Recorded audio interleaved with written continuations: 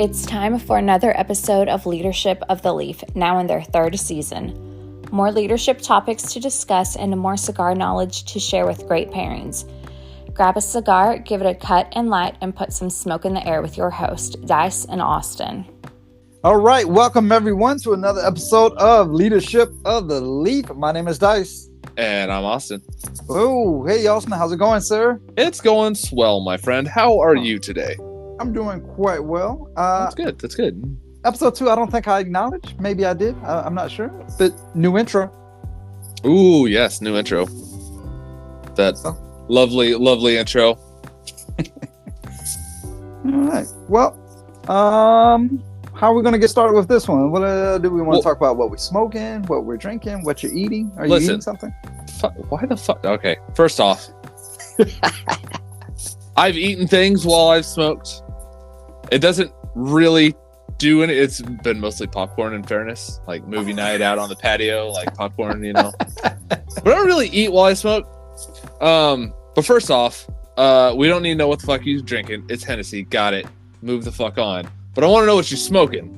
Wait a minute. Last episode, did I drink Hennessy last episode? Dice, we need to go over the numbers again. Okay, fair enough. I am drinking Hennessy. It's VSOP. Yeah, all right, there you go. Got it. It is VSOP this time. Right? Already knew it. Does that come as a surprise to anybody else? Anybody? Raise your hand. Nope. All right, next episode is going to be different. Yeah, sure, right. All right, what are you smoking, though? Romeo y Julieta Reserva Real Twisted. And you can see it's a barber-poled. It is barber-poled. All right, so you're smoking a Romeo y Julieta Reserva Real Twisted. Real nice. Twisted, yes. Real Twisted. And it's a barber-pole, which I like. That's nice. I like it. Yeah. Let's see. What's the twist? Ecuadorian Connecticut shade. Twisted with an Ecuadorian Habano. Nice. All right. I can get behind that. And we already know you're smoking or drinking Hennessy. Nobody gives a shit anymore. Everyone cares. Everyone cares. Stop. People stop me in the streets. They'll be like, "Hey, Dice, what's up, man? What you got on that Henny, yo?" And I can guarantee you that almost never happens. I can guarantee that too. And I can also guarantee that people stop giving a shit what you drink. Oh, no, people care. They're like, what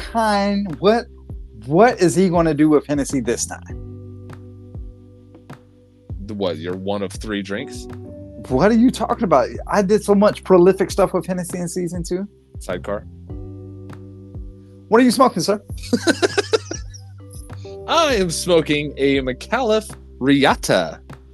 It's a San Andreas Sumatra wrapper with an Ecuadorian binder and Nicaraguan filler. I like Micallef. I like Micallef because they are all for the brick and mortar. They are 100% a brick and mortar. Yeah, I was happy to see one, so I picked it up because I've never had a Micallef before, so I wanted to pick it up, and yeah, so far so good. We'll see how it goes. And you're pairing that with? So I went through my bar, and new year, new me, right? Okay. So to get to a new me, I had to get rid of all the old shit that was at my bar. Right? That makes sense? Okay. I think I like the way this is going. Let's go. So I had a half drank, half drank? Full, half empty, full, half drunketed. One of those. Okay. Esprit de Cru Crystal Rums. So I'm pairing it with that. Oh, all right. Yeah. Always like Esprit de Cru. Always yes. give them a shout out. Anytime you drink it, shout out to them. Yep. Rollins Distillery. Yes. Delicious. Is it Rollins or Rollins? Rollins. So I had to write it first time. Go me. You did. Go Dice. All right, Dice. What are our topics?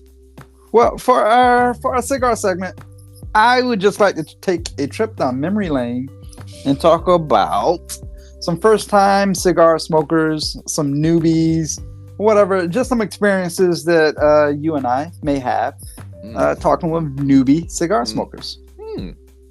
All right, I like that idea. You know, I bet by doing that, we discovered some new ways to build trust. Your segue, sir, is impeccable because our leadership always. portion is exactly about that. Building trust. Fuck, I am so good. It's like I have notes. I just love the building trust aspect of the leadership because I'm not going to say it's forgotten about, but it is one of the things that happens that you don't really see. I would say it's an overlooked and potentially undervalued part of leadership. I wouldn't say undervalued. Okay, overlooked. Overlooked. We'll get it. We'll get into it. We'll get yeah. There. Rubble. So let's talk about some new cigar smokers. You ever dealt with new cigar smokers? I have several of them actually. Well, throughout this segment here, I am going to share a lounge trip that I went on with a new cigar smoker. They have Ladies never and gentlemen, it's story time from Dice. Well, no. We're going to intertwine. I mean, they have never had a cigar before. Period. Ever. Period. Dot. End of discussion. They smoke pipes, cigarettes. We're in Vegas, sir. They smoked other things.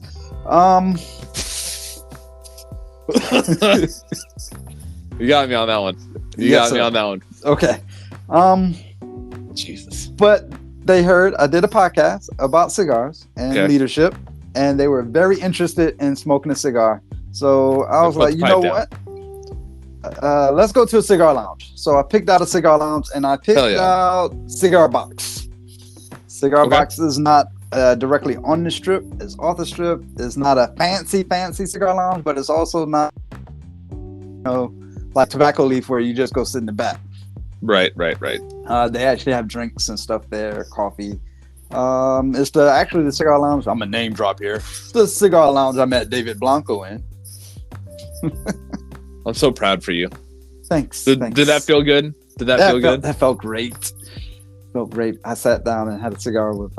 Anyway, moving on. New cigar smoker. So, are we? What's the first thing a new cigar smoker when you enter for yourself? Even you enter a cigar lounge and you go in the humidor. What's your first thoughts? Well, if they've never smoked cigarettes, pipe, or any of the traditional smokings, then I'm gonna probably steer them towards a flavored cigar like an acid blondie or maybe one of the sweet bitches, from Deadwood Tobacco. Probably something like that. Well, yes, you're exactly in the right realm. But what would your thought process be of looking at a humidor? Like you first walk in a humidor, you've never seen one before. You walk in and you're just overwhelmed with choices. Oof. What are my thoughts, or what am I going to tell the new guy? No, your thoughts, exact thoughts. When you first walked into a humidor, an actual real cigar humidor. Years ago? Yeah. Fuck me, let's choose the closest thing to the door and get the fuck out of here because I don't want to look like a loser. Yeah, I was 100% intimidated, right? So I kind of wish someone like myself or you accompany me in the actual humidor, right? Because like, what the fuck? I'm looking at all this shit. I don't know what's what. These are dark. These are light. Why are these all the way over here by itself? Is there a difference between top shelf, bottom shelf? Right. Yeah. Just imagine picking up a fucking Asylum April Fool one. Like, why is it so big?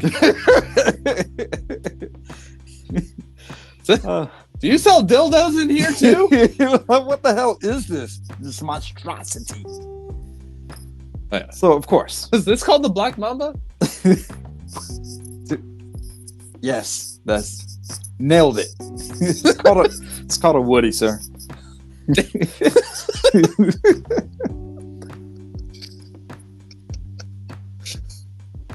Oh, does your depravity know no bounds?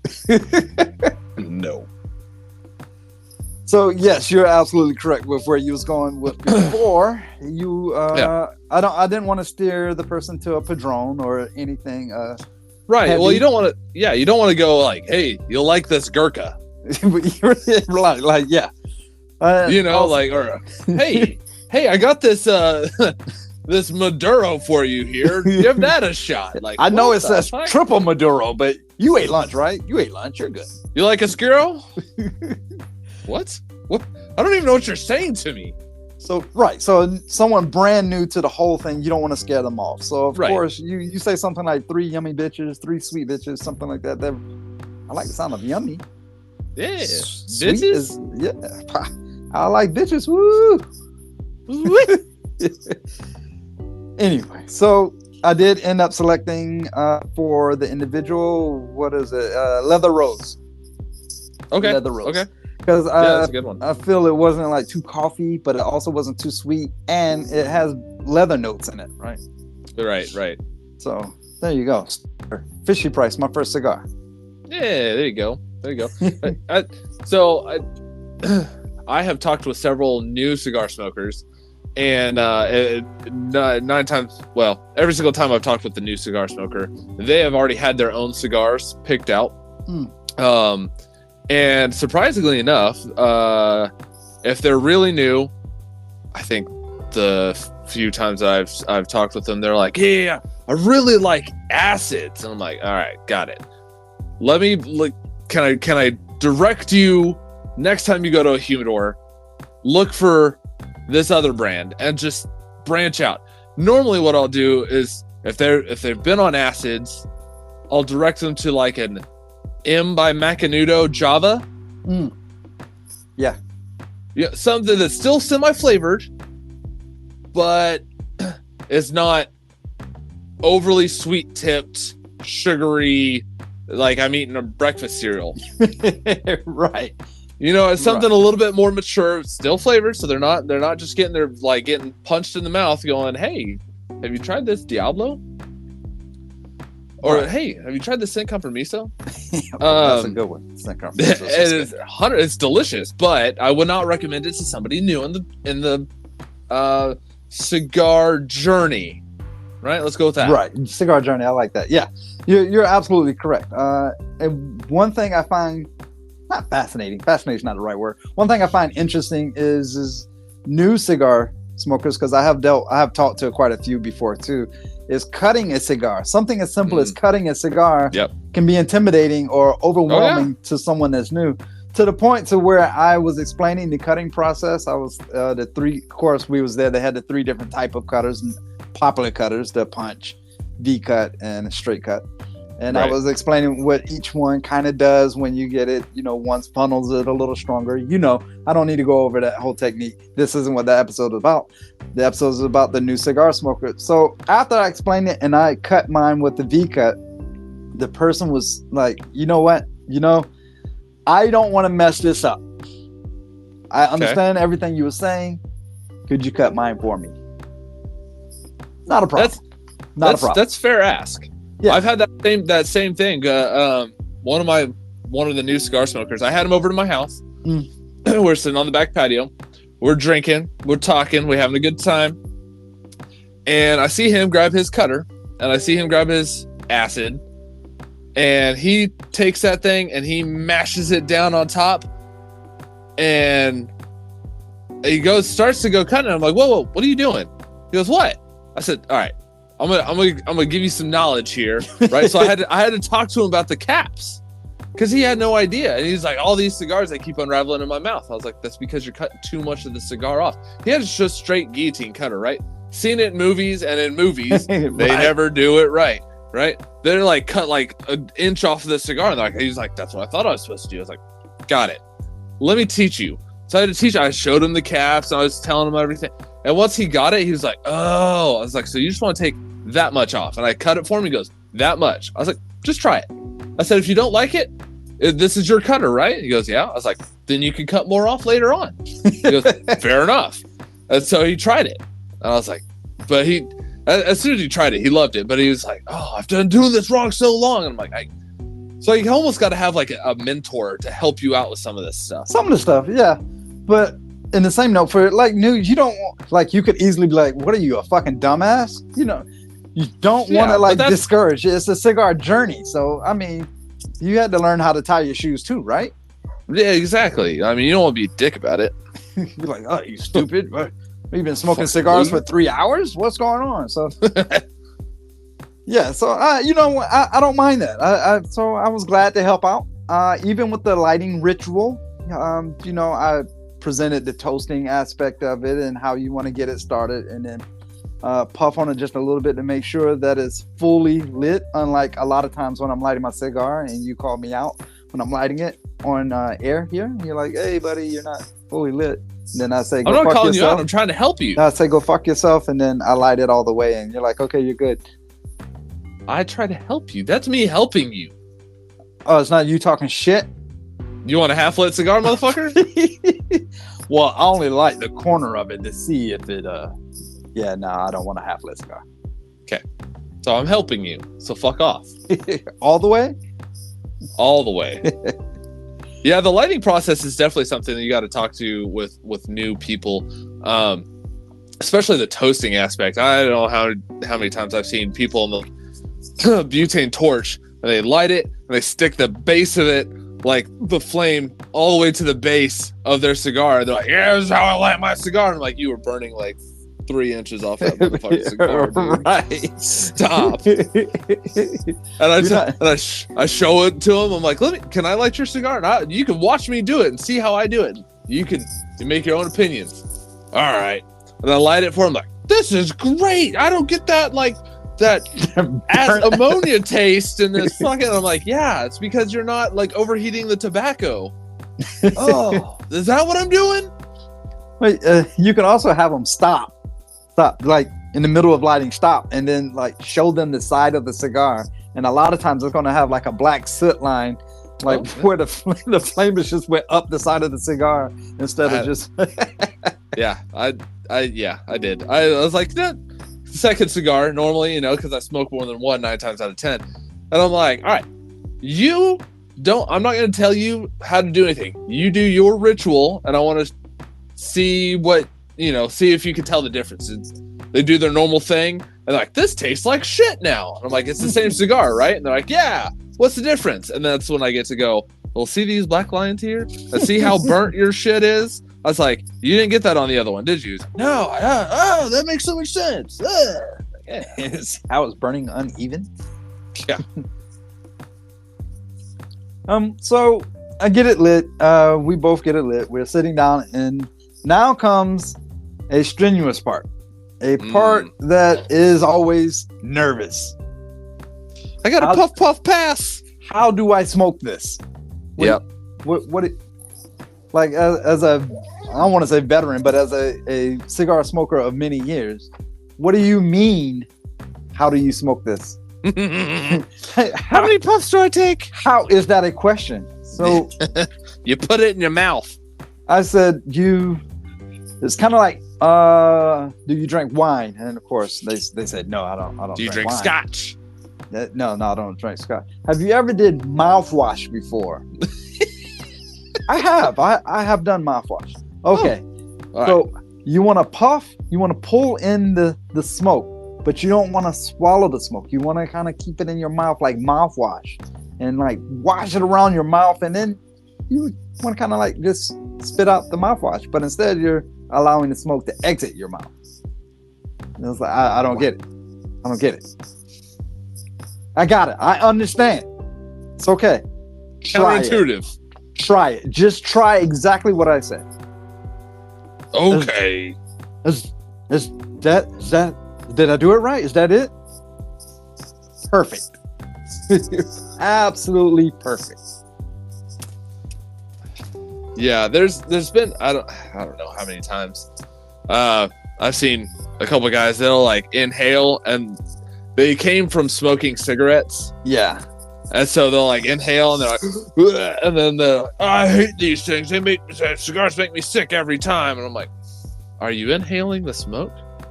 Yeah, well, yeah, that's what you're supposed to. How else is the nicotine going to get in your... I'm like, all right.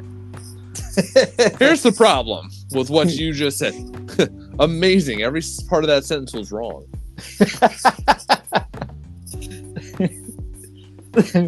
once I got the puff part down, then I was trying to explain you don't want to pull on it like a cigarette as often, or as other recreational activities that's done in Vegas. You don't want to pull on it like that. You want to puff on it every couple of minutes or so.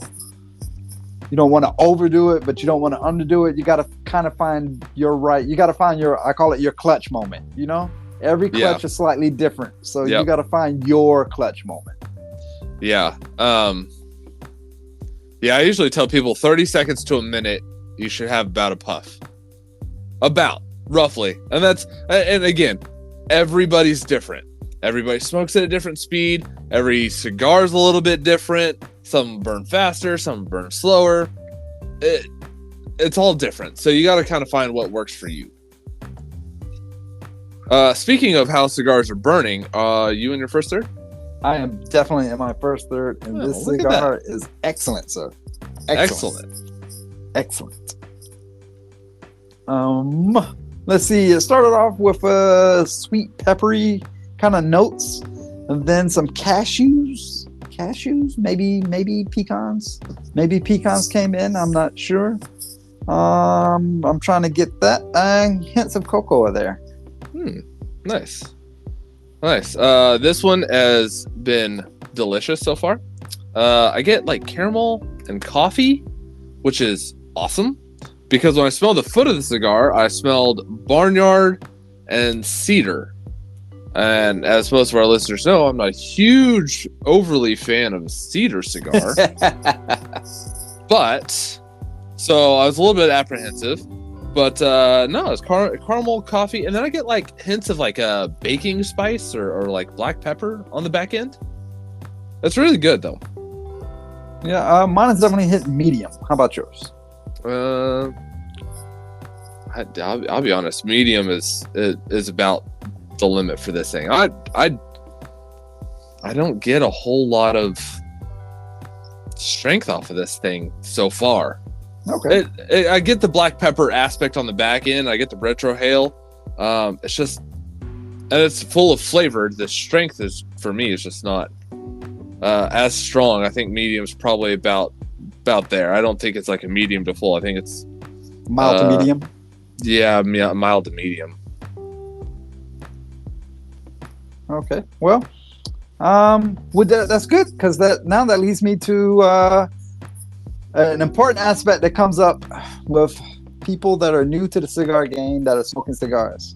I only tap my my cigar to get the ash off. Right, you know, or right on the edge, right? Yeah. So the question that actually was asked was, okay, how do I ash it? It's a fair question. Fair enough. Let me just show you. So the cigar lounge had those big stinky ashtrays that are like a big basin, silver basin. Oh, yeah. So I reached in near the curvature of the ashtray and just slightly rolled it until the ash fell off. And there was, is that all you do? It's like, that's it. You don't want to tap it on the edge. You don't want to shake it too much. You don't want to do anything. You don't want to damage too much of the leaf inside. It's burning perfect.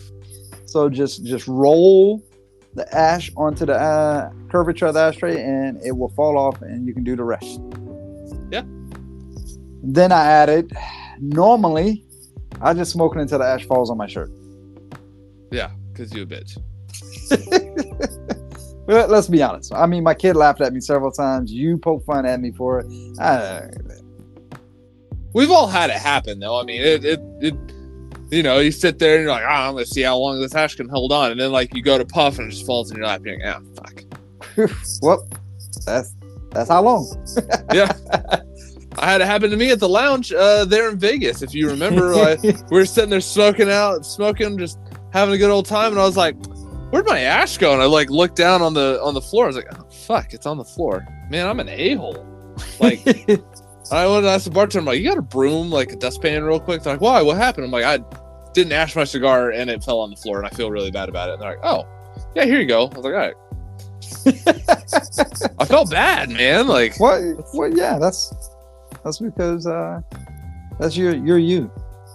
Yeah. Yeah, the ashing of cigar. Yeah, the people that I've talked to, they don't realize how fragile the wrapper is and how fragile the leaves are. I mean, these are dried leaves, but once you put it like to them, you're like, hey, this is a dry leaf that you're smoking. Like, go out in your backyard and crumple up a leaf. Like, oh, that's really fragile. Like, yeah, of course. This is slightly stronger than that. Like, oh. I definitely don't want to tap. Exactly. That's why the roll method works the best. Correct. Or just let it fall off naturally. Yeah, if you can let it fall off naturally, even better. Yeah, that's not a problem. Not a problem. You don't want some stacked dimes? Stacked dimes. Why is it called stacked dimes? Why did you say stacked dimes?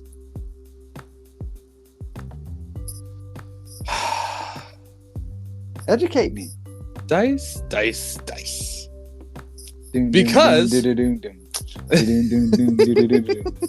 Because when you get a long ash, if you notice, it looks like, if you were to hold the cigar upright, it looks like a bunch of little stacked dimes. Huh. That makes all the sense now. Would you rather me call it stacked nickels?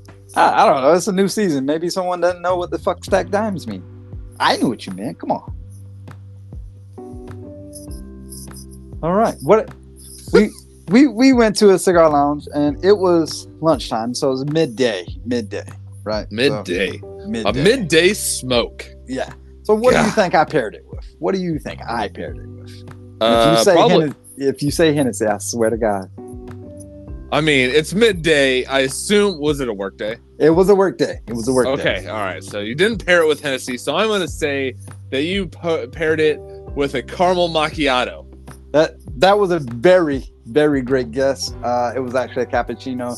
They didn't do all the frou-frou shit there. Okay. They just did coffees. I was going to say a coffee, but I didn't want to be too general with it. Right, I'd be like, I don't know, dice. No. That motherfucker drinks caramel macchiatos, motherfucker.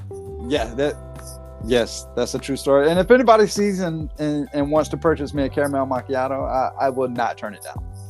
Facts. Big facts. So yeah, you paired it with coffee, right? Coffee. I paired it with coffee, yeah. Probably the best midday drink. Especially with the cigar choice that we had, it paired perfect with coffee. Yeah, of course. Leather rose coffee. Absolutely wonderful. But of course, naturally, a new cigar smoker wants to know everything all at one time. So I was very general with some generic cigar pairings. And being someone that only drinks Hennessy, I was still able to talk intelligent enough of different pairings, for as like maybe lager with a slightly milder, or Connecticut. Maybe you want to do a Scotch with a Maduro. Like, however, there's so many different pairings. Cream soda with, a Robusto. Who cares? It's your pairing. You can do what you like. You're welcome, by the way. I'm welcome. Yeah. Oh, thank you. Yeah. Obrigado. Okay. Doesn't that mean thank you? Yes. Okay. Why am I thanking you again? Because all of your pairing knowledge most likely came from me, because all you drink is motherfucking Hennessy. I have paired numerous cigars with different beverages many a time before. So what else did you talk about? You wait a minute. You act like this I only been smoking cigars for like a couple of weeks. No. Okay. No. Okay. No. If that motherfucker drink Hennessy, that's what that motherfucker drink. That's true. That's fair enough. One interesting aspect of smoking a cigar, they thought they were trying to be a little cheeky and say, "Hey, what flavors are you getting?" Right? Are you trying me right now? You asking me what flavors I'm getting? 100%. That's what they did. Okay, so naturally I answered flawlessly, of course, because I'm Dice. I answered flawlessly. I may be wrong, but I doubt it. Correct. So right, they Charles. they weren't quite getting the same flavor notes, which I explained. Palates are different. Right. But then, subjective. But then I said, "Hey, try this technique." a technique that you have mentioned on air several times before. When you have the smoke in your mouth, in your palate there, chew like you're chewing food. Act like you're chewing something. And see if that helps. And to their surprise, it worked. Like Weird. a champ. Yeah. Weird. It's like I know what the fuck I'm talking about. It's like, oh, I get that now. Oh, I can get that. I don't know if they was just trying to be cool, like, I gotta do this to be cool. No, I don't know if they were doing that or not. But either way, they said it worked. They did it. I watched them chew smoke, which looks funny if you really look at it. Oh yeah. But it worked. Yeah, it worked. Yeah. It's because your body is conditioned to get flavors when you chew. So subconsciously, when you sit there and you do the chewing motion, your body's like, I should be tasting something right now. And you're a little bit more in tune with what you're actually tasting. Right. It's a mind trick. Mind fuckery at its best, sir. Hey. Yeah, I've had several people and I'm like, what flavors are you getting off that? They're like, I get sweetness. I'm like, yeah, you have a sweet tip cigar. What else are you getting? Good job. I don't know. I just smoked these to look cool. I'm like, chew it. What do you mean chew it? Chew the smoke. What do you mean chew the smoke? Put the smoke in your mouth and chew. Whoa, that's different. You're welcome. I opened up a whole new world for you. Yeah, you can just buy me a cigar. Thanks. A whole new world. Please. Oh my God. What's wrong with you? What? I stopped? Thank you. I hate you. Yeah, I know. So one thing I pointed out as we were enjoying our cigars is how relaxed they were. Yeah. How relaxed are you now? How relaxed are you before and then? How relaxed? Then that's when they thought and was like, you know what? I am relaxed. I was like, what was going on today? You know what? I don't really know. I'm just concentrating on puffing on the cigar correctly. I want to make sure I get the notes and everything. I'm not exactly. Once you cross that threshold and you light one of these bad boys up, your worries kind of subside. You're kind of like, unless you need to ponder on something. Other than that, you're really just like, you know what? I'm here to relax. This is cool. I like this. You know, it's funny. It's kind of funny you say that because there's been a lot of times where I tell the wife, and I'm like, I need to go out and smoke a cigar. I got some stuff to think about. And she's like, all right, go outside and smoke a cigar. So I go out, I smoke a cigar. I come back in. She goes, how was your thinking session? I was like, my what? She goes, your thinking session. I was like, shit, I was supposed to think about some stuff out there, wasn't I? She goes, did you not do it? That was the whole reason you smoked a cigar. And I'm like, hey, fuck that. Once I light that cigar up, all thoughts go out the window. I don't think about shit. Right. I just focus on the cigar, how good it is, what I'm pairing it with, the flavor notes. I was like, all the other bullshit that I worry about, it doesn't even exist no more. It's gone. It is gone. By this time we was near the end, so now it comes to the question of what do I do with what I have left? What do I do with the rest of the cigar? Dab it out like a cigarette. Dab it. That's exactly what I told them. I bet and you then did. Then we left. You dick. Did not do that. I said just leave it. What do you mean? See that Put ashtray? it in the ashtray and leave it. And walk away. And let's go. That's it. That is it. We're good. They're gonna take that whole cup of an ashtray, they're gonna dump it into a trash can, they're gonna put the ashtray back down. They might wipe it out with the towel if they care. And then they're gonna go on to the next ashtray. Absolutely. And that's exactly what they did. I saw that right before we was leaving out the door. And when we got to our cars, they said, that was amazing. I can't wait to do it again. Yeah. I was like, I know. Not a problem. Whenever you're ready, my friend, we can do this. Welcome to the wide world of smoking cigars. I was like, life is now changed forever. Yeah. Yeah, there's been a couple times where I've talked with new guys, and they tend to overthink. Probably because nobody has showed them. So they tend to overthink. So once I start showing them like, hey, this is what you need to do here, and this is how this should happen, and blah blah blah, they start kind of like relax. I see them start relaxing, kind of hanging out, chilling a little bit more. And then, I ask them after the end, I'm like, hey, how was that versus your normal smoking experience? Like, that was, man, I've been smoking wrong all these years. I'm like, yeah. It's amazing what happens when you let your mind just kind of go. When you just sit there and you don't think about everything. You just get in the moment. You get in that meditative moment and you just chill. Yeah, I notice, not with the person I smoke with, but I've noticed with other like newer people, when you're like, for the first time, they talk louder. They're like more anxious with their voice, and it just carries like so much. Mm-hmm. And then after, like you said, you kind of educate them and train them, and then their puff control is down and everything is going right. They're not talking so loud anymore. Yeah. They're just like, their shoulders are a little more slumped now. They're not gripping the steering wheel like a teenager learning to drive anymore. Yeah.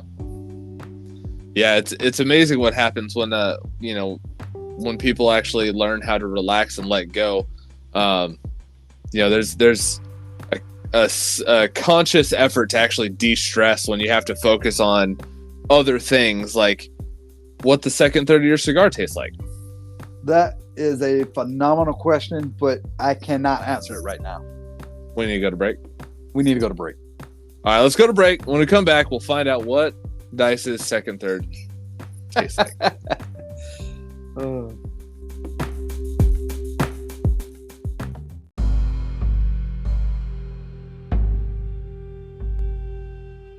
Have you ever wanted to suggest a new leadership or cigar topic to your favorite podcast? I would like to, but I don't think they would listen. Well, that's not the case with Leadership of the Leaf. Really? Yeah, only thing is you need to do is comment on their Instagram at Leadership of the Leaf, all one word, and they'll listen. I'm on the Instagram page right now. There's a link in the bio. I can even email them. You can also send them a private message and they'll respond to your query. Queries? Did you just say queries? Does that mean question? Yes, it does. Well, good. I have a few queries about cigars and a few about leadership. Well, that's great. I can't wait for the next episode.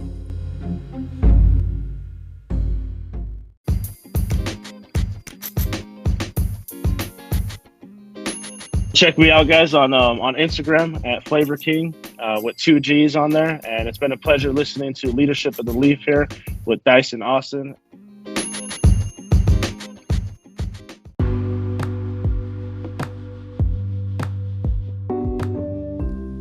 All right, welcome back from that quick little break. Before the break, we were talking, sharing stories, swapping a little bit about our new cigar smokers, maybe a first-time cigar smoker, what we did to help educate them, differences that we kind of saw. But before we left off, Dice, I asked you what your second third tasted like. And I said, after the break, I'll tell you, and it's after the break, and I'm going to tell you. Oh. That's how that works. Weird. Cocoa and coffee. I can still get some of that slight sweetness of the nuttiness, but definitely forefront of cocoa and coffee. Nice. So mine is a wood and toffee. Ooh. Yeah, with a little bit of like a spiced bread on the back. It's got I want to say monkey bread. Kinda. It's just got like a thickness, like a chewiness to it that reminds me of bread, but it's spiced. It's interesting. It's very interesting. I'm thoroughly enjoying the cigar. All right. It's Micallef. Micallef. I remember smoking a Micallef Black, I think it was, and it was amazing. Anyway, I need to pick up what you're smoking, though. I need to pick that one up. Yeah. By the way, these flavors are kind of intermelding. I'm looking forward to this final third. All right. You want to build some trust? I think we should build a little bit of trust between us and our listeners here. I do. I will say, as a leader, any kind of leadership form that you're in, building trust is very important. It should not be overlooked. You should always look to build that trust. Yeah. It's like you got a question, right? So how long would you continue business with somebody that you don't or even can't trust? How long better off? How long would you keep a friend that you can't trust? Yeah, that's how important that is, because if you can't look at a basketball team. You ever play basketball with someone and you're like, they never pass that guy the ball? Yeah. Like, why aren't they passing him the ball? Because no one on the team trusts him. Right. Or it's just like, you trust when you pass the ball, so where they're not even there yet, right? And they go cut and they grab the ball and they do a layup or whatever. And like, oh man, they have so much trust right there, because he trusted that, he's going to throw the ball and that motherfucker's going to be there to catch it and put the ball in. Or even football teams where the quarterback's throwing 40 yards down the field. That motherfucker can't see them anymore. They have fucking 4, 6'6", 250, 300-pound fucking linemen coming at them, and they're like, I'm going to chuck this ball up, and if he's running the route it should be right about there. That's trust, sir. That is trust. But figuring out how to trust someone can also be important to being trustworthy yourself.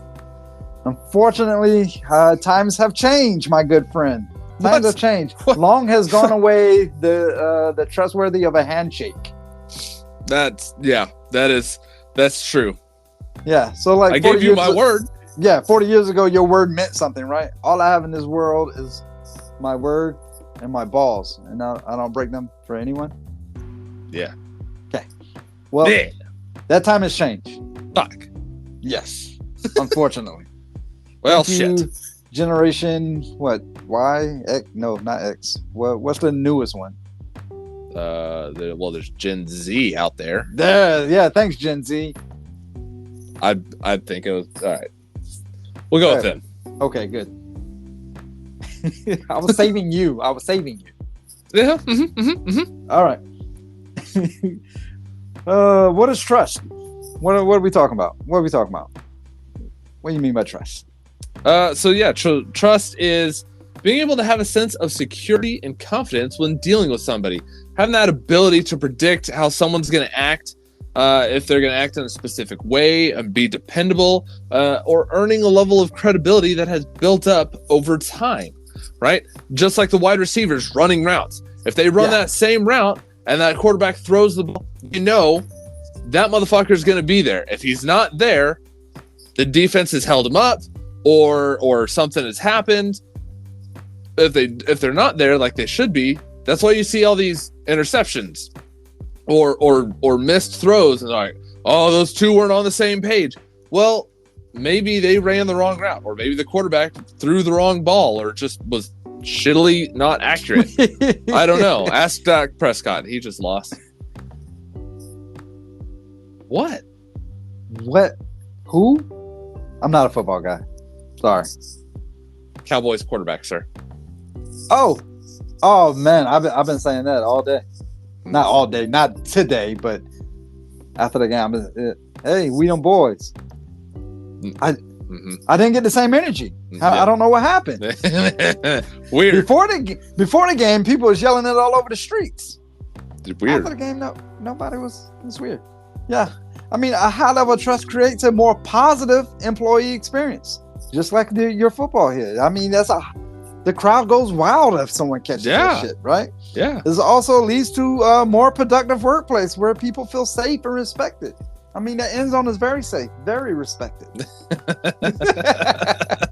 Yeah, I mean, if you are like, if you're trying to run a business and, Billy says, trust me, I'm going to get that report done today. And you're like, all right, I'm going to trust that you're going to get it done. And then he doesn't deliver. Now you look like an asshole. Right? Not Billy. Yeah. But you personally, the boss. Yeah. Right? Yeah. Oh my god, fucking Billy. Oh, jeez. All right. So that leads us to the trust equation. Now we're gonna do math. I'm gonna fucking take you to school. That's what I say to you on the court, son. Well, we ain't on the court, motherfucker. You can't. Right. You can't even dunk on me. That's true. I don't know if I can lay up anymore. What's this trust equation about? Is math? We're doing math? Yeah. So credibility plus reliability plus intimacy, Yeah. all over self-orientation equals trust. Wow. Which means the amount of trust that a person has would be based on your credentials plus your actions connected with your integrity plus how safe you make them feel. All of those items on top of our attention and focus. All right. So my credentials, pretty much my resume. Yep. How long you been doing this? With my integrity, how honest are you about this?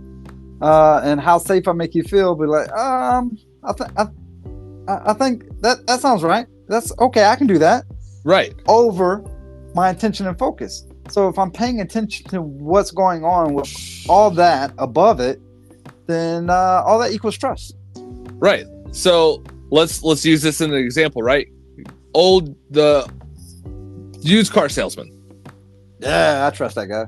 They have the credentials. I've been doing this for 15 years. And We've been in business for 20 years. Yep. Got it.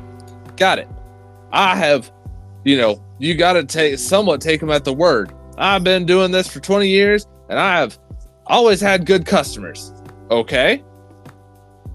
How do they make you feel? Well, if they're slick back car dealers and they don't give you a good feeling, you're not going to trust them no matter what. This dude's pulling the wool over my eyes. He's snake oil salesman.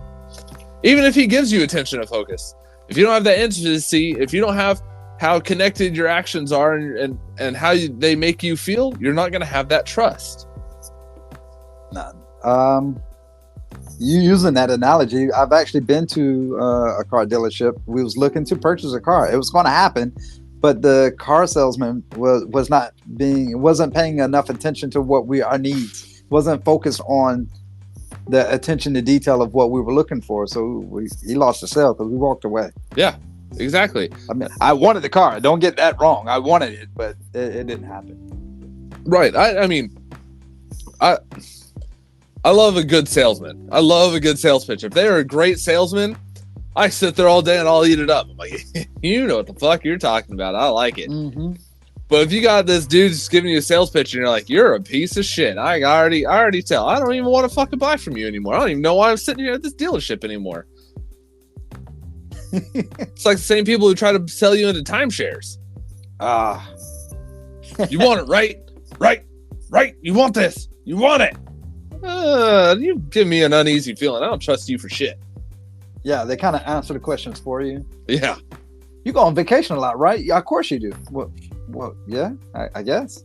No, sure. No, I go on vacation once every 3 years. Yeah, that's a lot. No, it's not. No. Trust has a yin-yang feel to it, a yin-yang method about it, because there's kind of two parts to it. If you really think about the trust, there's a practical and emotional aspect to it.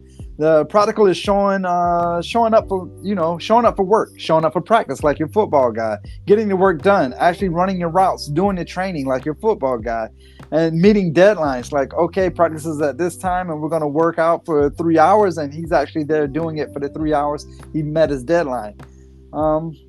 Essentially, is the practical portion is being reliable. Yeah. Like, I see the wide receiver, he's doing everything. I really feel like he's reliable. You always hear it. They're putting in that work. Yeah. Oh, okay. If you want to be straight about it. Yeah. And then there's what they say. This emotional part as well is feeling respected. Like, this wide receiver, is he respected? Is he generally listening? Is he a generous listener to like the plays that are coming out? Is he networking? Is he hooking up with like the blockers and everything? Like, is he really networking? Essentially, is that person building a bond with everything? So those two intertwine for a yin-yang twist of trust. Does that make sense? Yes. Why you look lost? What are you doing? I'm not lost. Okay. Not lost at all. My trust is broken. Yes. I got My it. credibility has been shattered. I got there. You motherfucker. All right, so let's break down. There's about 10 pillars to help build trust. We're gonna run through these relatively quickly because they're kind of self-explanatory. Right. So you gotta value long-term relationships, be honest, honor your commitments, admit when you're wrong, communicate effectively, be vulnerable, be helpful, show people that you care, stand up for what's right, and be transparent. Man, these sound vaguely familiar. Weird. Wonder where we've heard these before. I don't know, but I mean, if you look, they're all intertwined to a big portion of leadership, and it keeps coming back up only because, fuck, that's how you do leadership. This is part of leadership. This whole thing, if you put it all together. So these 10 pillars, the first one is what? The value long-term relationships. Yes. So trust requires long-term thinking. I know a lot of times when I'm at a new spot or I'm starting a new gig or whatever, a lot of times I'll talk to the people that's been there, the old heads I call them, the ones that's been there for like 20 years. Like, hey, you remember when they did this, or you know how they do that? Because that person's been there, done that, and he's got the t-shirt. I kind of value his long-term commitment to the actual job itself. So with that, I'm asking him so I can build that long-term relationship with someone that has been on a job for a long period of time. Yeah, it might seem convenient in the moment to blame someone else or to make decisions that benefit you in the short term, but in the long term, it's going to end up hurting you, right? Your credibility is going to be damaged. People are going to realize that they can't rely on you to hold your word. Especially if you try to point the finger very early, like you're the effing new guy, right? So yeah, now is a good time to ask those type questions. Don't point the blame yet. Don't do that. Don't do that. I mean, people will show you grace if you're the new person, but if you just sit there and you're the new guy and you fucked up and you go, nah, that guy did it. Everyone's gonna be like, that dude's been here for like 15 years. He knows how to fill out this fucking expense report. I'm gonna guess that it was you, motherfucker. Yeah, I mean, at least to the next pillar, like just be honest. Right. Be fucking honest. Develop a reputation as someone who is dishonest is one of the fastest ways to erode your trust. Like, I catch you in a lie once, maybe catch you in a lie twice. But actually, you worked for me before. If I catch you in a lie the first time, you're pretty much dead to me. I don't believe anything you tell me anymore. Yeah. It takes forever to try to build that trust back if you get caught in a lie. I've actually been trying to teach my son about that, about first impressions and how trying to be honest, because it's almost impossible to get back trust. So really, you should always tell the truth, even if it's awkward or it sucks or you might get in trouble. Just don't give people an opportunity to catch you in a lie, because it's going to turn out worse for you. It always will turn out worse for you. Somebody will find out and you're going to end up getting caught. Even if you think you got away with it, then that's just going to make you bolder for the next time. And then you're going to get caught up in a lie, and they're going to go back going, well, maybe that motherfucker, if he's lying about this, maybe he lied about that thing 2 months ago. Fuck. So if you're just honest and you're like, hey, I fucked up the expense report, they're going to be, all right, don't do it again. Here's how you do it. Here's your training. Like, all right, cool, got it. And then, somebody else, and you're like, hey, I did not fuck up that expense report. I don't know what happened, blah, blah, blah. And they're like, all right, that motherfucker tells the truth. So who else here is a liar? That motherfucker. Tiffany, you fucking liar. Yeah. Well, I often say, which lie do you want me to believe? Because you lied to me so many times already. I don't know if you. I'm telling the truth, Dice. I swear. I don't know. Are you? Are you? I don't know. Being honest helps you basically to honor your commitments, which leads to the third pillar.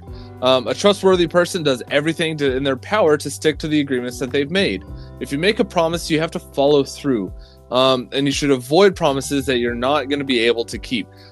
Don't sit there, and I tell this to my wife all the time. My wife's like, "Oh, just tell your son you'll be at this thing." And I'm like, I can't, because I don't know if I actually can. I don't want to tell him that I'm going to be somewhere and then not show up and him be like, well, I thought Dad was going to be here. And it's has nothing to do with me. I could have just been stuck at work and unable to get away.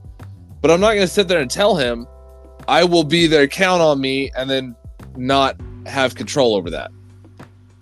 Yeah, I hate Hollywood or TV or whatever. You see it all the time in movies and stuff where the kid is playing soccer and he looks up and see the empty seat and he's like, Dad said he was going to be here, and then they lose the game and he's all upset and then he does drugs and that's the end of the movie.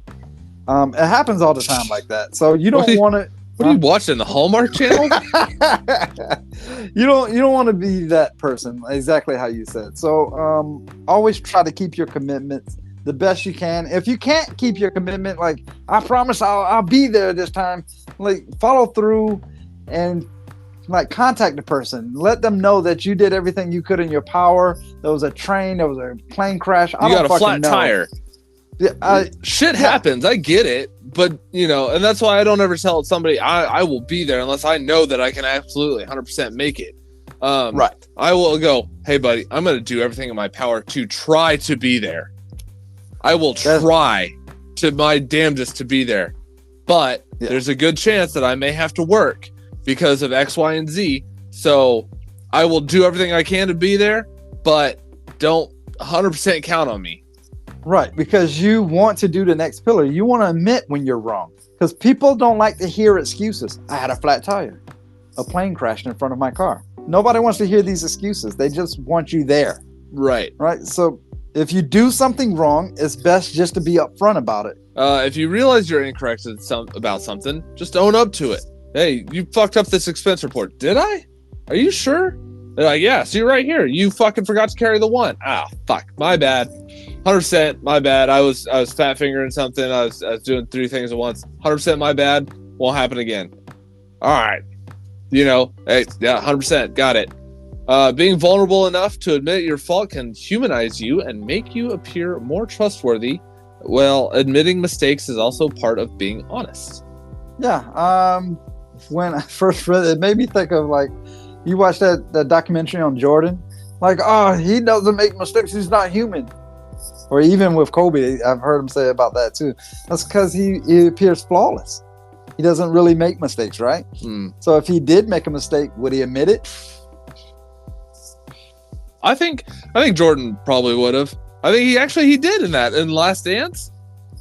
Oh, where he punched Steve Kerr? Yeah, he's like, that was me. I was wrong about that. I'm sorry. But then he also was like, and I took that personally. But I mean, even with him saying that, it kind of humanized him a little bit, because a lot of people think he's like greater than life. Like, oh my God, but yeah, he makes mistakes. Yeah, everybody makes mistakes. To be able to, to admit to making mistakes, you have to be able to communicate effectively.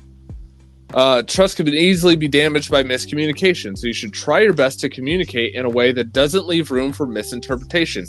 I always ask, especially with my son, who's 5-year-old, do you understand everything that I just told you? Can you repeat back to me what I said to you?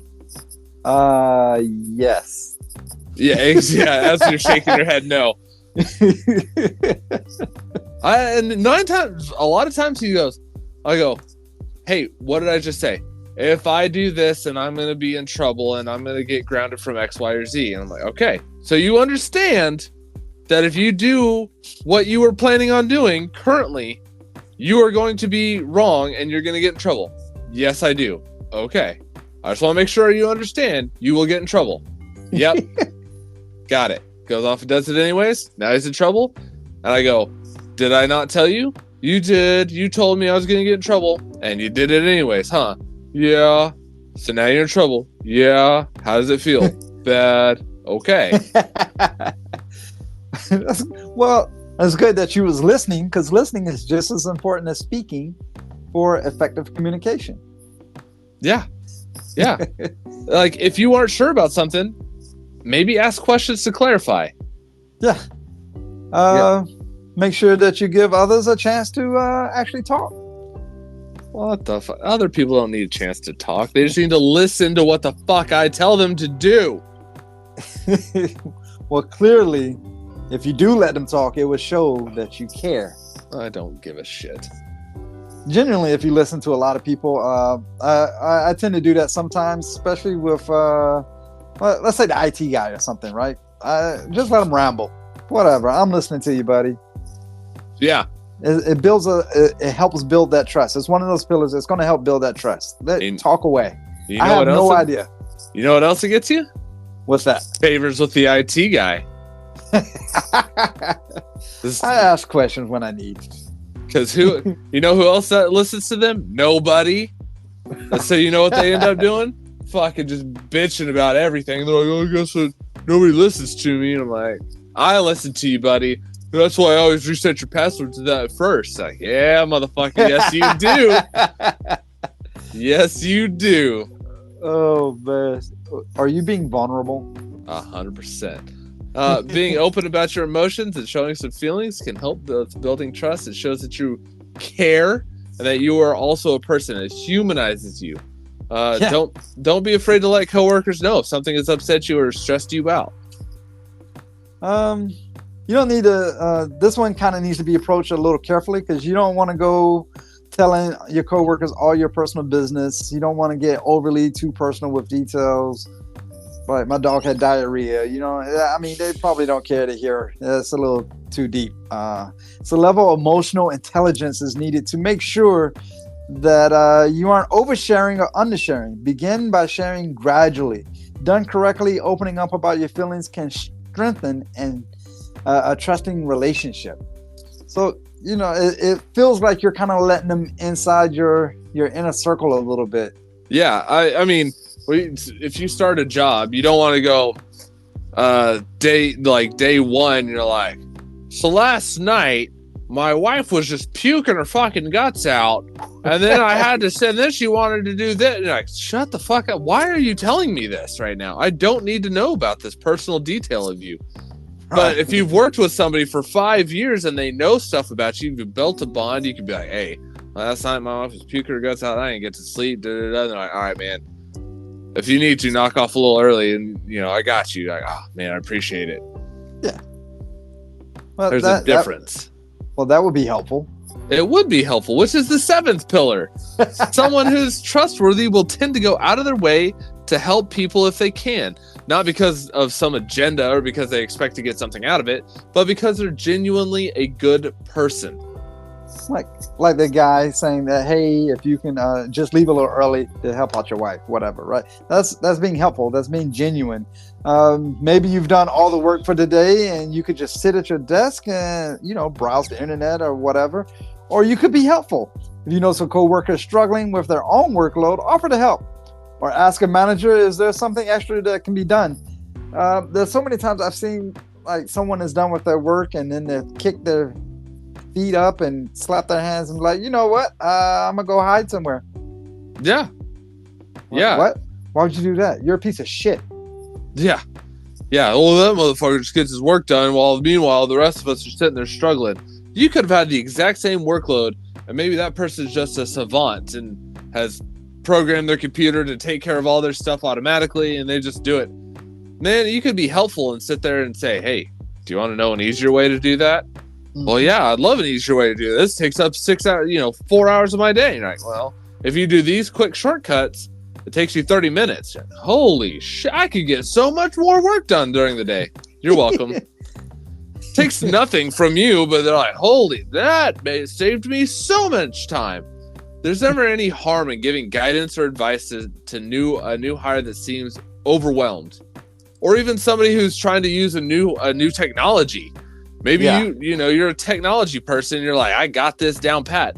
Maybe that older person, old head who's been there forever is like struggling with the new technology. You're like, hey boss, let me help you out with that, because if you do these 3 steps, it saves you like 2 hours. Like, oh shit, that is amazing. I mean, it's unbelievable when you actually step in. I'm not trying to pick at the older generation or anything, but it's unbelievable when you step in and help someone out like that, because it actually is showing people that you care, which is also the 8th pillar.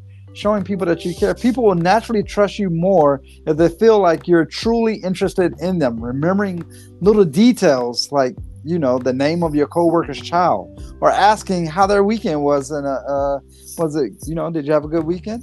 What you do this weekend? Yeah.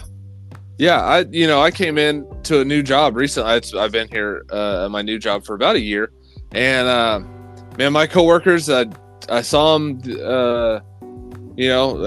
came back for after the vacation, the holidays, or whatever. And the first thing they asked me, "Hey, how was your holiday? Did you and the wife and the kid do anything fun? Everybody have a good holiday?" And yeah, actually, thank you. It was great. And I remembered, I was like, "Hey, how is your kid?" Because they're older retired person, just kind of working. They've already retired from one job. I'm like, "Hey, how's your granddaughter? How was her Christmas?" "Oh, well, actually, yeah, her granddaughter's second Christmas was great. Thanks for asking." Like, "Oh, I'm so glad you got to spend some time with them." Boom. Hey, I care about you. You care about me. Makes a working relationship go round and round. You probably worked with somebody who seemed to be on their own, in their own little bubble. They didn't care about anyone else besides themselves. And you've also likely worked with somebody who was friendly and regularly checked in to see how you were doing. Which person did you find, our listeners, more trustworthy? Let us know. At Leadership of the Leaf on Instagram. Do you find the person who's off in their own little bubble more trustworthy, or the person who's like, "Hey, here's a Snickers bar," or "Hey, I brought donuts on Friday. I know you had a bad week, at work. I heard you had a bad week at work, so I brought you some donuts." Like, "Oh shit, dude. Thank you. That is awesome. Thank you so much." 100% absolutely correct. I would love to hear because when you gave that scenario, I had two in my head already. I'm like, of course I trust the other guy. Wait, why did the other guy bring donuts? Why do I trust that guy? What are you doing? What are you trying to butter me up for now? Yeah. I don't know what's going on. Well, so there's a guy in my office right now. He brings in donuts every Friday for people in the office. Every Friday, just out of the kindness of his heart. And I don't really know the guy, but if somebody was like, "Hey, do you trust him?" I'd be like, "I trust him to get his work done. I trust him to if I had to ask for help, I trust that he'd help me out." Yeah, I definitely feel more comfortable asking him for help than the guy that doesn't fucking talk. Exactly. So even something as simple as remembering, or saying someone's name could show you that you care. "Hey, how's your wife Jill?" Huh. Oh shit, you remember? Yeah. What? Jill? How's your son Billy? Did his leg heal after that baseball injury? Yeah, it's amazing how far that'll go. You definitely take people off their guard or their pedestal, sort of. You immediately relax their defenses. Correct. That's what I was trying to say. Hey, for you, bud. Yeah. Another pillar that we're going to go through is stand up for what's right. And I think I do that a little too much sometimes. People respect honesty. Possible. So while some bosses may like yes men, yes people who agree with everything they say, the best leaders value insights and opinions. I often value myself when I was coming up in the leadership role is I didn't really say yes to a lot of things. Like, no, wait, why would I say yes to that? I'm not just going to willingly say yes. Let's look at this. Let's assess the situation, get a better, snapshot of what's going on instead of just saying yes, yes, yes, yes. So I have expanded upon that. I have turned into a yes if person because my bosses they like to hear the word yes, right? People like to hear the word yes. Absolutely. Right? Hey, yeah. Can you get this report done by the end of the day? Yes, if you pass all this other work off to somebody else. Because if you want me to focus on this, I could do that. But all this other work is going to suffer as a result. So I don't want to fail in this other work that you've assigned me. But I don't want to tell you that I just can't outright do this. I can do it if you take this off of me. So yes, if. Okay. I see that. I do see this being more of team player. Yeah. But absolutely. Yeah. But if you truly value honesty, then you're going to be that person that speaks up for the person who's getting stepped on in a meeting. You know, hey, I put this presentation together. It was me. I did this, and this is how I made it look, and this is what the animations I use, and aren't they great? Question: if you put that all together, then why does it say X, Y, and Z? Because I know for a fact that came from Tommy over there, because that's Tommy's project. Oh, well, and everyone just starts looking like, why? Well, why does it say that?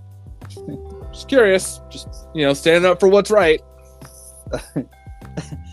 Here's a little known fact. I don't know if you knew or know or not. Whenever I did slideshows or had to put a presentation together, there was dice throughout the slideshow somewhere in that. You knew? Motherfucker, really? I'm just saying, I didn't know if you knew. Just because I worked with so many people that did exactly what you said. It's like, that's my slideshow. What? No, I did this. Okay. Why is there a dice right here? Look at this. Look at this whole acronym here. It spells out dice. The first letter of everything says dice. Come on. You did that? Yeah. You can go kick a whole bag of rocks. Right. Don't sacrifice your values and what you believe just to appease your manager or try to get ahead. This is going to decrease the trust with your coworkers. And eventually it's going to decrease the trust with your manager, or your boss, or whoever you're trying to appease, because they're just going to be like, yeah, okay, yes, you say yes to everything, and that's great. But you're not standing up for anything. Like, why'd you lead us into ruin? Well, I didn't. I was just agreeing with stuff that you said. Right. But I was wrong. Why didn't you? And you knew I was wrong. So why did you agree? Well, because I thought that's what you wanted. No, I needed somebody who tells me when I'm fucking wrong. I need you to do your fucking job. Right. So, you gotta stand up for what's right. The last pillar is to be transparent. So as long as you can explain what you're doing and why you're doing it, most people are going to be able to understand. If you can logically explain what you're doing and why, people are going to be like, oh, all right, that makes sense. Like, I've been out, and when, I used to live in Florida, and I've been putting the shutters on my windows. And I had a neighbor pull over, and they're like, why are you putting the shutters on your windows? I'm like, there's a hurricane in the Gulf that's potentially heading this way. So I'm doing this in preparation just in case it hits, because I don't want to have to do it later. Oh, shit. Okay. Well, that makes sense. Hey, why are you over here doing this report when you're supposed to be doing all this other work? Well, John asked me to do this report and said that other work is going to get done by these people because John, the CEO, wants this to get done today, and he asked me to do it. So that's why I'm doing it right now instead of my other work that you, Bill, assigned me. Oh, all right. Well, if CEO wants you to do it, then I guess you should do it. Got it. I will make sure I CC you on the copy up to the boss. Cool. Thanks. One, because this is the pillar of trust. This pillar of trust is I think, is kind of overlooked in some aspects of the leadership role because of the sharing of information amongst like all the figureheads in a certain aspect of a job. Because if only 2 people know what's going on, then the other 3 people are going to be lost. So you should be transparent and share as much information and knowledge as you can on a certain subject matter, such as your scenario of the CEO wants this report done. Like, if everyone in the higher up knew that report needed to be done, then the guy wouldn't have came over and asked what you was doing. Exactly. Everybody was transparent about what needs to happen. Yeah. I don't know how many times I've gotten a CEO like walk by tasker when they're walking by asking how everyone's doing. They're like, oh, hey, by the way, Austin, can you pull this for me? And I want to know X, Y, and Z. And I'm like, yes, sir. I can knock it out for you. And they're like, all right, cool. And they walk off. I immediately go to my manager. Hey, by the way, just a heads up, this is coming your way because the big boss asked me to do it. All right, cool. Well, let me know, and I'll, CC me on it. I'll send it up to him. Can do. Just want to give you a heads up that this was asked for. All right, yeah. Thanks. Yeah, I mean, all 10 of those pillars together, if you was actually to stack them up and you was to build your Coliseum with these pillars, you're just going to build nothing but a super strong foundation for trust. And that is a great aspect to start off for any leader, no matter which role you're in that leadership spot. Yeah, trust is the most critical factor of success for a leader, in my personal opinion, or really for any business or relationship. Marriages are built on trust.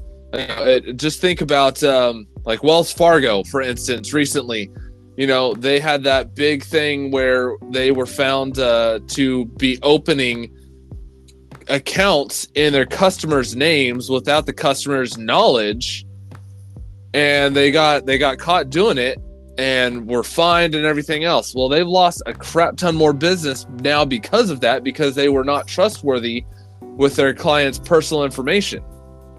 Yeah, totally lost credibility. Yeah. As I like to say,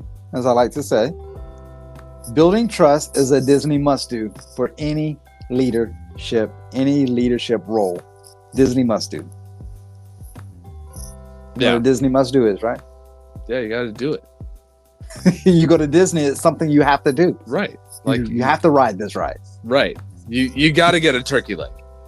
It's a Disney must-do. You have to. Yeah. You got to eat. You got to eat the Mickey ice cream. Yes. Again, another Disney must-do. Yeah. All right. I just want to make sure that our listeners understand what a Disney must-do is. Got it. I know you know. We've been to Disney together. I know you know. Yes. Realize, though, that even if you do all 10 of these pillars, you do everything right, trust does not happen overnight. Leadership and, frankly, business success starts with trust. Right. Just like Wells Fargo. I mean, you're not going to go at the height of them getting caught with everything that was going on. You're not going to open a bank account with them. Like, oh, I just read this in the news. Let me go open up a bank account with Wells Fargo. Said no one ever. Yeah. Right? Like, I mean, look, Enron, right? They went out of business. For some of you younger folks, you might want to Google that. If you don't know what Enron is or who Enron is, you're almost too young to be listening to this podcast. Maybe. I don't know. Fuck. Maybe you had your head in the sand. I don't know. That makes me feel old. Someone the other day said their mom did not let them listen to Eminem. I was like, oh my God, that made me feel like stupid old. Like, what? All right, whatever. Yeah. Trust is a huge thing. It's huge. There's so many instances of businesses losing the faith of their consumers, and potentially going out of business because of that. Trust is a huge thing that you have to get right. And now, Austin, I have a question. You know what I have to get right? Your final third? Yeah.